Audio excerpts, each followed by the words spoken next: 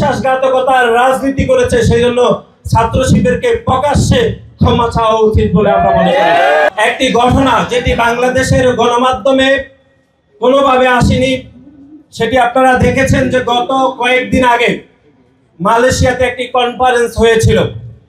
সেই মালয়েশিয়ার কনফারেন্সে যারা 1971 সালে বাংলাদেশের নিরীহ মানুষকে যারা নির্যাতন করেছে, যারা রাতের আধারে নির্বিচারে গণহত্যা চালিয়েছে, আমার বোনদেরকে যারা দর্শন করেছে, সেই সংগঠন ইসলামী জমিয়ত পাকিস্তানের সভাপতি হাসান বিল্লাহ হাশিমের সাথে আমাদের দেশের একটি ছাত্র সংগঠন ছাত্র শিবিরের সভাপতি জনাব জাহিদুল ইসলাম কিন্তু গোপনে দেখা করে চলে আসছেন।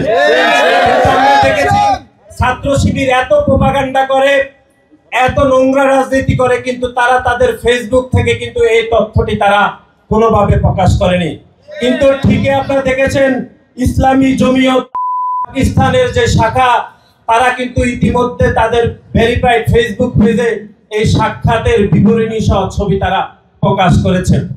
আমরা স্পষ্টভাবে বলতে চাই, পাকিস্তান সে 1971 সালে বাংলাদেশের গণহত্যা এবং গণধর্ষণের নেতৃত্ব দিয়েছিল, যাদের পরবর্তীতে যাদের নাম হয়েছিল ছাত্র সংঘ। সেই ছাত্র সংঘের বর্তমান পাকিস্তানের যে অংশটি ইসলামী জমিয়ত পাকিস্তানের শাখার সভাপতির সাথে ছাত্র শিবিরের সভাপতির যে সাক্ষাৎ, সেটি প্রমাণ করে ছাত্র শিবির কোনোভাবে তাদের প্রিয় অভিভাবককে কোনোভাবে তারা ভুলে যায়নি। 1971 সালের যে গণহত্যা চালিয়েছিল, যে গণধর্ষণ চালিয়েছিল যে সংগঠন, সেই সংগঠনের সাথে দেখা করে বাংলাদেশের শিক্ষার্থীদেরকে তারা চরমভাবে বিভ্রান্ত করেছে এবং বাংলাদেশের শিক্ষার্থীদের সাথে তারা চরমভাবে বিশ্বাসঘাতকতা করেছে। এবং পাকিস্তান তাদের ফেসবুক পেজে লিখেছে bound by faith united in mission.